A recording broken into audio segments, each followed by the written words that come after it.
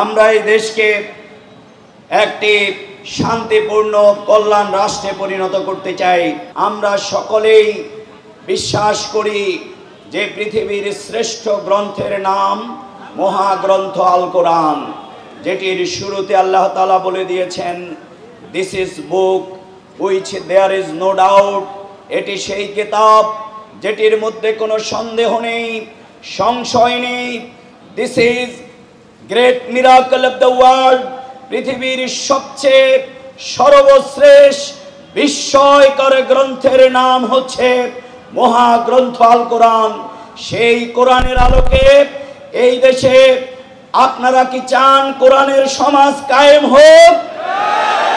ব্যবসায়ীরা তার ব্যবসার অধিকার, নারী, শিশু, শ্রমিক, আলেম, ওলামা, সকল মানুষ যদি তার অধিকার বুঝে পেতে হয়, তাহলে আসুন আমরা মহাগ্রন্থ আল কোরআন পড়ব, মহাগ্রন্থ আল কোরআন বুঝব এবং মহাগ্রন্থ আল কোরআনকে এই সমাজে আমরা প্রতিষ্ঠিত করব। আপনারা কি রাজি আছেন? পৃথিবীতে আমরা অনেক নেতা দেখেছি, পৃথিবীতে আমরা অনেক মানুষের নেতৃত্ব দেখেছি, পৃথিবীতে অনেক স্লোগান আমরা শুনেছি, পৃথিবীতে মুক্তির স্লোগান দেয়া হয়েছে, পৃথিবীতে গণতন্ত্রের স্লোগান হয়েছে, পৃথিবীতে মানুষের অধিকারের স্লোগান হয়েছে, কিন্তু ম্যান মেড ইজম, মানব রচিত মতাদর্শের মাধ্যমে কখনো মানুষের অধিকার প্রতিষ্ঠা করা সম্ভব নয়। এই জন্যেই আমাদেরকে ফিরে যেতে হবে আমাদের ব্যক্তি জীবন, পারিবারিক জীবন, রাষ্ট্রীয় জীবন, কুলেগড় থেকে সংসদ পর্যন্ত একজনকেই আমরা নেতার আসনে বসাতে চাই। তিনি হচ্ছেন আমাদের প্রিয় নবী, সর্বযুগের সর্বকালের সর্বশ্রেষ্ঠ মহামানব মুহাম্মদুর রাসূলুল্লাহ সাল্লাল্লাহু আলাইহি সাল্লামকে আমরা এই দুনিয়ায় এসেছি। আল্লাহ তাআলা আমাদেরকে পাঠিয়েছেন অনন্তকালের জন্য নয়।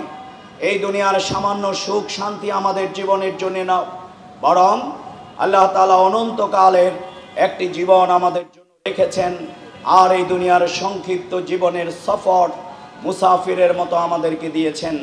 আমরা যদি এই দুনিয়ার জীবনে সত্যিকার আল্লাহর নির্দেশ, রাসূল করিম সাল্লাল্লাহু আলাইহি সাল্লামের আদর্শকে অনুসরণ করে আমরা যদি জীবনের সকল ক্ষেত্রে মিথ্যাকে বর্জন করতে পারি, পর্দার বিধানকে মানতে পারি, আমরা যদি হালাল হারামকে আমাদের জীবনের অনুসরণ করতে পারি, সমাজের সকল ক্ষেত্রে রাসূল করিম সাল্লাল্লাহু আলাইহি সাল্লাম যা আমাদেরকে করার জন্য আদেশ দিয়েছেন তা আমরা পালন করি, যা বর্জনের জন্য নির্দেশ দিয়েছেন তা যদি আমরা বর্জন করতে পারি, আমরা বিশ্বাস করি এই দুনিয়ার সংক্ষিপ্ত সফরের পর আমাদের অনন্তকালের সুখ এবং শান্তি, আমাদের ওয়াসিকাল্লাযীনা আত্তাকাও রাব্বাহুম ইলাল জান্নাতি যুমারা, আমরা সেই দিনের সন্ধান পাব। আমরা আমাদের প্রিয় নবী মুহাম্মদুর রাসূলুল্লাহ সাল্লাল্লাহু আলাইহি সাল্লামের সাথে আমরা কি জান্নাতে একত্রিত হতে চান?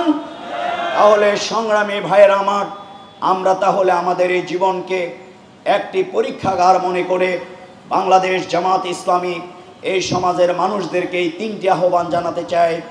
আমরা এক আল্লাহর গোলামি যদি জীবনের সকল ক্ষেত্রে আমরা করতে পারি, জীবনের সকল ক্ষেত্রে মুহাম্মদুর রাসূলুল্লাহ সাল্লাল্লাহু আলাইহি সাল্লামের আদর্শকে আমরা যদি গ্রহণ করতে পারি, ফিদ দুনিয়া হাসানাতাও ওয়া ফিল আখিরাতি হাসানা, দুনিয়ার কল্যাণ এবং পরকালীন মুক্তিকে যদি আমরা নিশ্চিত করতে চাই, তাহলে জীবনের সকল ক্ষেত্রে ইন্নাদ-দীন ইনদাল্লাহিল ইসলাম, আল্লাহর দেয়া সেই জীবন আদর্শকে আমরা যদি গ্রহণ করতে পারি, তাহলে আমরা দল মত ধর্ম বর্ণ নির্বিশেষে আমাদের অন্য ধর্মের যারা আছেন এখানে যদি ইসলাম প্রতিষ্ঠিত হয়, আল্লাহর পক্ষ থেকে এই সূর্য, এই বাতাস, এই চন্দ্র যেরকম কোনো বৈষম্য করে না, সকল মানুষের জন্য আলো দেয়, তৃষ্ণা নিবারণ করে, সবাইকে ছায়া দেয় সমানভাবে, আল্লাহর আইন এই সমাজে যদি প্রতিষ্ঠিত হয়,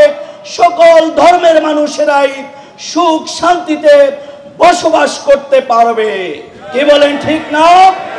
এই জন্য আমাদের ছাত্র সমাজের যে স্লোগান উই ওয়ান্ট জাস্টিস, এখানে যদি সকল মানুষ তার অধিকার বুঝে পেতে হয়, অন্যায় এবং অবিচার থেকে মুক্তি পেতে হয়, তাহলে সমাজের রাষ্ট্র পর্যন্ত সব জায়গায় বৈষম্যহীন বাংলাদেশ কল্যাণ রাষ্ট্র যদি প্রতিষ্ঠা করতে হয়, তাহলে আল্লাহর আইন এবং রাসূল করিম সাল্লাল্লাহু আলাইহি সাল্লামের আদর্শের কোনো বিকল্প নাই।